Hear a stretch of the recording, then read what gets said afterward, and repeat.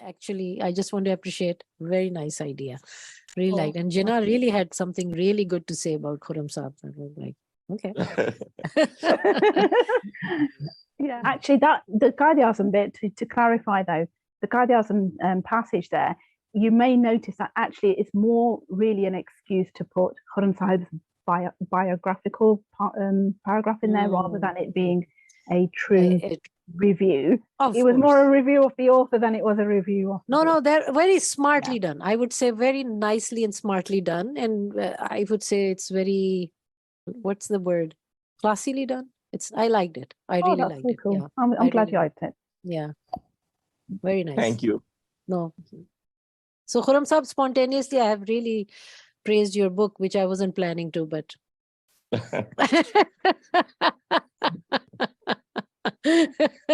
because I'm a spontaneous person, so I have to be, whatever is coming out of my heart and mind is coming out. So anyways, very nice. No, that's good. The important question that I wanted to ask was, is this book being translated? Is it in Urdu available already? And what's the plan with the languages? It will be translated into Urdu. More importantly, I'll make vlogs about this book so that the entire content should be accessible even to people who don't like to read books through videos, through my vlogs. So vlogs will be in Urdu? Yes. Okay. Yes, good. It will be in Urdu. Okay. And they will appear on my YouTube channel, Khurram's Desk. And as you asked before, those sessions, I'm planning 5 or 6 Zoom sessions. The timing will appear on my website or my social media pages, but mostly Sundays. Where these chapters of the book will be discussed and so on. So will this be live, or will be the video recordings that you will upload them? Zoom sessions will be live and will also be recorded for those who cannot attend it. Oh, okay, good. And then I'll upload them on my channel. Website and channel. Okay. So, yes. So yeah, this was important. Yeah, sure. Go ahead. On that note, actually, what I'm hoping we will do also is perhaps with Khurram Sahib's permission, and it's terrible that I'm mentioning this in the interview for the first time, but I'm hoping that over the course of some period, I don't know what period yet, I will start stealing, shall we say, passages from his book and producing videos. I always talk about producing videos and I never do it, but I want to produce videos because I have most welcome. A million ideas. Yeah. So yes, I'm glad. Thank you. Thank you, sir. I'm very. She's taking she's smartly doing it on the video so she can have your it's on record. Yeah, it's on the record. Right. All right. Yeah. Okay. So anything else would you like to share before we move to the last segment of our podcast?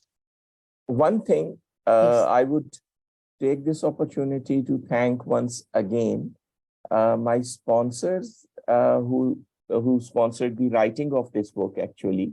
Sure. Allied Marketing. It's their 125th anniversary, and the book is associated with those celebrations also. Without their help, the book might not have got written so soon. Oh, wonderful. So it is Allied Marketing. I always thought it's Allied Bank. No.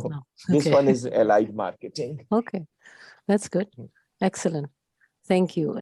So I hope you're still watching and listening to this podcast. And this is not a video podcast, but an audio. But I think it is quite expressive through our voices and our laughs and our serious statements. I hope you will, leave a comment or two about Khurram Saab and his work. And I would encourage you to go and get this book. We will ask him how we can, actually, maybe this is the time to ask, how can we get this book? It's available on Amazon websites, and the Pakistani edition is available from Top Line Publishers. Information for that is on my website. Okay. But most of your audience, I think, would be outside Pakistan, and it's available from Amazon, most Okay. Amazon. Okay. Not necessarily. Lots of people in Saudi Arabia, Middle East, Asia. So Yes. yeah. So if I give your website, that Yes. page, then they can just go Yes. there and see. Yes. And is it in, I think I know that, is it in audio yet? No, not audio version. No. No. Do you But plan to have it? Kindle is available. Yeah, Kindle is available. Do you plan to make it an audio as well? Or do you want Yes. to? Okay. Yes. Okay. So we will be keeping in touch with you, and people stay posted if you want to just hear him. And he's saying that he will have vlogs and all that you can follow. So would you have videos or Zoom in English as well, or only for Urdu audience? Maybe English also, but the English readers have my book, so probably more for the Urdu audience. Let's get to some fun questions. Not Yes. that these weren't, but this is little on the lighter note. So what is wealth in your experience? Who wants to go first? I didn't know I was My answering answer this. is very simple. I'll let you know after I have experience of wealth. So So you are taking this wealth. Excellent answer. So you're taking this as a material, as money? sorry, occupational hazard. I just have become so much 2 + 2 person and lost some of my interest in metaphors and those interpretations due to this research, you see. So sorry about that, but yeah. But wealth, of course. Yeah, so you... I think that you or Saleena would probably have the other kind of answer to this. No, I just thought that you would have more of that, that what is wealth for you, because wealth of books, you have lots of wealth of health, wealth of... Okay, in that sense, I think that the ability to connect with so many people, living and dead, that to me is probably the most blissful thing, and you can call it wealth. Exactly. So when I ask this question, and maybe one day I will make a podcast on why do I ask these questions, because the fun part is for me that how everybody perceives it and how they reply it, right? How that is my research. You reminded me, I'm supposed to be interviewing you, actually. I have said this before. So yeah, one day, soon. Yes. Yes, sure. So that is what it is. So Saleena, how would you answer? What is... I like Khurram Sahib's answer. Can I just steal it? No, you cannot steal this. You have to give your answer. Actually, similarly, to me, the question is how you have experienced wealth, or what is wealth in your experience? So however you want to answer. I know it is an open-ended, these are open-ended questions. Okay, wealth is, everyone knows wealth as being money. That's obvious. Everyone knows wealth as being tied in with health, also obvious. There's also the spiritual aspect of wealth, which I guess is something I'm very happy to say I have personally experienced, especially in the last year or so. I have felt an enormous change in myself. So wealth for me is the ability or the nearness one can get to true contentment in life, where if you are content in yourself, you are comfortable with yourself, and you have, with that peace of mind, you are able to touch others' lives and make their lives better. That to me is wealth. There is no higher wealth one can experience than that. Agreed. Good. Thank you. What is the value of gratitude in your life, Khurram Sahib? Well, I would say very high value, because it has become kind of second nature to me to express my gratitude to whoever I owe it. So it has a very high value for me. Okay. Thank you. Saleena? Ditto. It does have an enormous value. I think that some people have to practice it more than others. Sometimes you have to conscientiously say, I have to remember what I am grateful for. It's very easy to lose touch with what we are grateful for. But as somebody, well, my own brother actually, he uses this phrase, the gratitude attitude. If one wakes up every morning and remembers the good things in their life and is grateful for those, you tend to draw more positivity into your life, and then you have more reasons to be grateful. I think if you focus on the things you're grateful for, then it just eases your burden for the day anyway. And I think psychologically it's very good for you, as well as in any other way. It's primarily, for me, gratitude is very much a psychological thing to possess. And aren't we all psychological beings? Exactly. So it does. Yes, yes, very much so. Yeah. All right. What is the value of time? Saleena, now you will go with it first. I'll give Khurram Sahib a little more time. Oh gosh. And the value of time. Well, time is precious because there's not ever enough of it. If you learn to prioritize, then you're making good use of your time. Time is exceptionally valuable. I have nothing more to say on it than that, I guess. Yeah, simple as that. I'm done, Baji. Khurram Sahib. Yeah, your question reminds me of a poem by Iqbal Nawaiva, in which time addresses a human being and says that if you look at me, I have no value at all. But if you look at yourself, I am your lifespan. So time is basically our life. It's measured in time from that year to that year. That's the life of a person. So what is value for that? Do you like that? I understand what you're saying, but you know how I'm trying to bring the context of the West also, that they say time is money. Do you believe in that? No, I think that I measure the value of my time by how much I'm able to achieve within that span. And it does not have to be a material activity, a wealth producing activity, or money making activity. Anything. But the value of time for me would be measured by how much I'm able to achieve within that time. Thank you. I think we should be paying attention, and I intentionally bring this question about environment.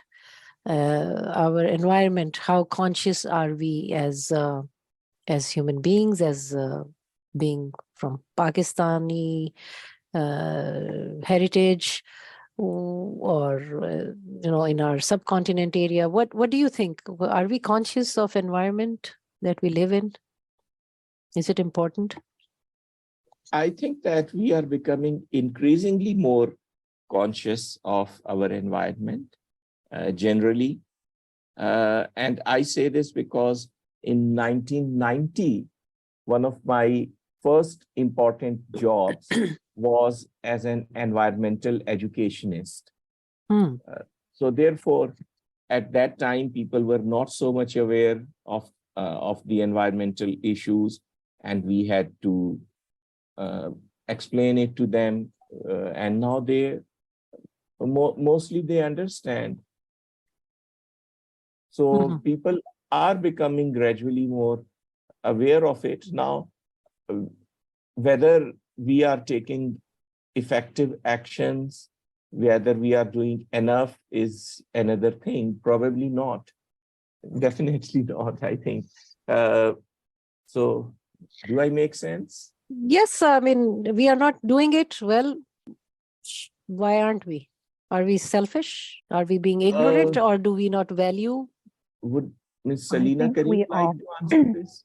Saleena? Well, the thing is, I mean, I don't know if Khurram Sahib was talking about Pakistan or beyond Pakistan. When I was first asked the question, because I know you kind of asked me before, we can edit this out. When you asked me the question and I read it, the first thing I thought of was my childhood, because that was the time that it was a very big deal. They really were promoting that we need to be conscientious about the planet. They were saying the rainforest is going to disappear in 20 years. They were saying the ice caps are melting, oceans are rising. It's everything. And that generation, in theory, was brought up to be conscious or conscientious about it. And I certainly was. I think, I don't know, we're kind of complacent now. I don't know why, but we, as a planet, human beings, we all know that there is a danger. And I don't know if it's fear that makes us kind of not do enough about it, or whether it is ignorance. I don't really know. But I do think that to a degree, it's driven by poverty, it's driven by distraction. When human beings are distracted by anything, even if it's very important, even if it's life or death critically important, they have their focus elsewhere. And I think that's what's been going on with respect to the environment. And also it's very easy to kind of say, well, you know, the air's cleaner than it used to be, or actually, I don't mind red hot summers. I get that a lot. You'll be surprised how often I hear this. I hear this an incredible number of times in a year. So yeah, I think we don't do enough about the environment, and it is critically important that we do, not only for the sake of our children, but for beyond, because I think we are losing way too much on this planet at the moment. And yeah, spiritually speaking too, I have read things here and there that imply that our own faith had a great deal of emphasis on the environment. And again, this counts as forgotten history. It's something that has been lost, and it needs to be revived again. And that is something that also interests me. Some of the time, yes, it has my attention. Great, thank you. What is the purpose of your life? Who wants to go first? Do I tell the truth or do I? Yes, that's why. The truth, we are hoping that. Is that I dreamt I'm going to write 3 books, and that was the purpose of my life. And this is true. I dreamt about it, and every single person I ever tell this to, they always say, and Khurram said it too, and I was not impressed. Why stop at 3? And I said quality, not quantity, is important. But no, seriously though, I think we all do come onto this planet with a purpose. I think we all have one. We all given one, or we have one that develops very, very early on. Whatever is true, it's there from almost day one. And I was lucky that I kind of became aware of that quite early, that I knew there's something I want to do before I exit this video game called life. I was aware of that very, very early on. So, sorry, what was the question? What is your purpose in life, or what is the purpose of life? What is your purpose of life? My purpose of life is to leave something behind that someone can pick up and run with, that helps humanity. I want to be, without sounding very arrogant about it, I know you have that question about arrogance, but without sounding arrogant about it, I aim to be one of the pioneer class of Muslims, the ones who, because we're not living in a Muslim society, so in that sense, it's Islamic state, what they call. We don't live in that. So when that doesn't exist, the few people who are around who are aware, it's their job to do something to make sure that that doesn't get dropped and doesn't get forgotten by the next generation. So I'm trying to do my part, and I believe that that was my purpose, because we are living in a kind of a void at the moment, historically speaking. And I'm very, very, very grateful that I'm Pakistani and I'm not any other nationality on this planet. Of course, I'm a Brit. I'm a British person, but what I mean is ethnically or spiritually, my nationality is Pakistani, and I'm very, very proud of that. I didn't always appreciate that, but I now count that as part of my purpose for being. And so, yeah, that's my answer for your question. Interesting. And please feel free to edit out the arrogant bit. No. I still have to ask, after the purpose of life, Khurram Saab replies, then he has to answer what is the definition of arrogance. Thank you for reminding me. Saleena. And he's like, no, shoot. Yeah, unfortunately, that was Yes. my Okay. word. Well, arrogance is mine, actually. It's my fault. that What he- is the purpose of your life, Khurram Saab? Well, now the purpose of my life is to make everybody understand how Jinnah liberated India. Excellent, excellent. So, what is your definition of arrogance?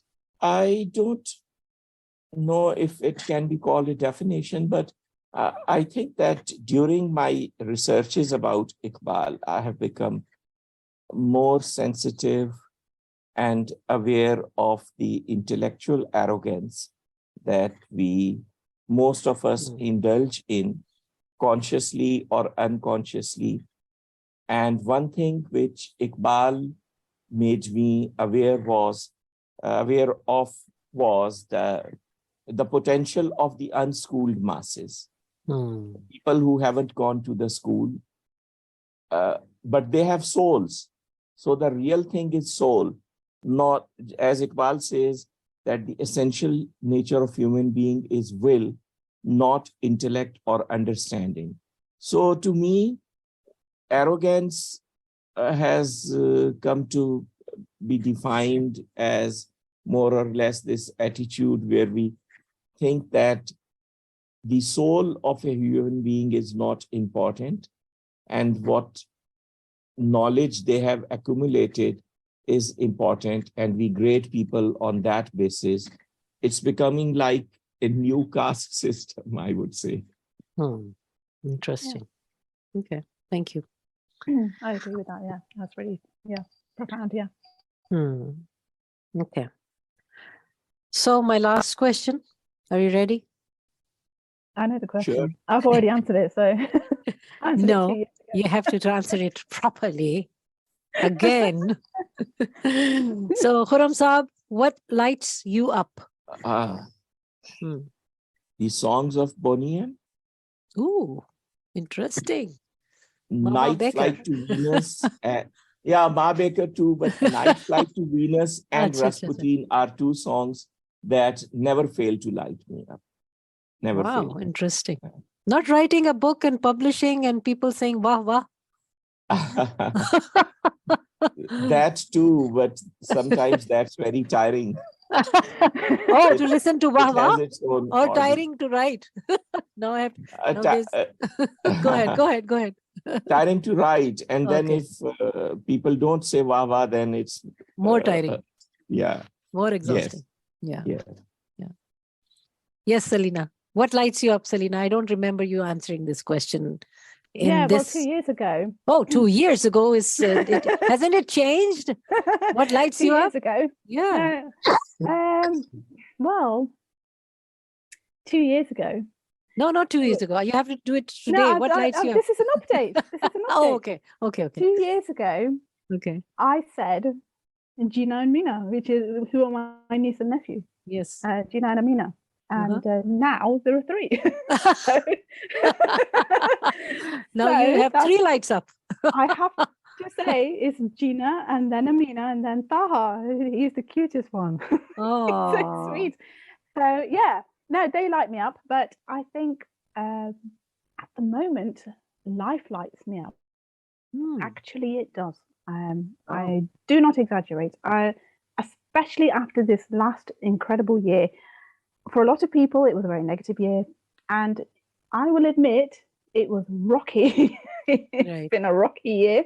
And I can still feel it in the early part of this year. But it was a critical year for growth. And it has reignited my passion for life. So that lights me up. Good. 2022 lights me up. Let's put it that way. Excellent. Good. All right. So how was your experience so far in our conversation? Do you want to express, Khurram Saab or Saleena? What are your... It was very good. It was very good. As you know, I haven't been feeling well today.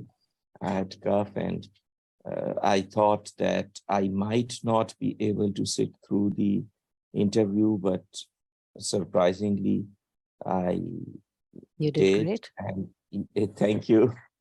And I think that I'm not feeling as awful as I was. See, I told you in the beginning. Yeah. Yes. You have to start trusting me, Khurram Saab.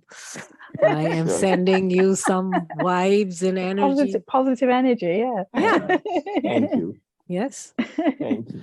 All right, Saleena. Yes, I have thoroughly enjoyed today's program, especially because I've reconnected with you. I mean, I've connected with you recently anyway. We connected, but reconnected in an interview capacity. It was an absolute pleasure, and also to have my good friend Khurram Saab here too. And it's very nice for all three of us to be talking today. And I'm grateful to both of you for making this such an enjoyable experience. Thank you. I really enjoyed it too. I Thank am you. really pleased that we had a comfortable, nice conversation. But anyways, the book was excellent. Please, people, I'm leaving the links under this podcast. And I think, are they free to write to you, both of you, if anybody wants Please. Yes. Okay. No, never. No? Not allowed. Okay. Khurram I'm Saab. only joking. Of course You all can. can write to Khurram Saab and say, can you send this to Saleena? Okay. Can you forward this to Yeah, you Saleena? can do that. Yeah, Okay. he's my secretary. Nobody knows. No, but you all can write directly to these amazing guests of mine. Thank you so much, both of you, for being here, and I really Thank you for appreciate having you. us. Thank you. Thank you. Thank you as well. Thank you.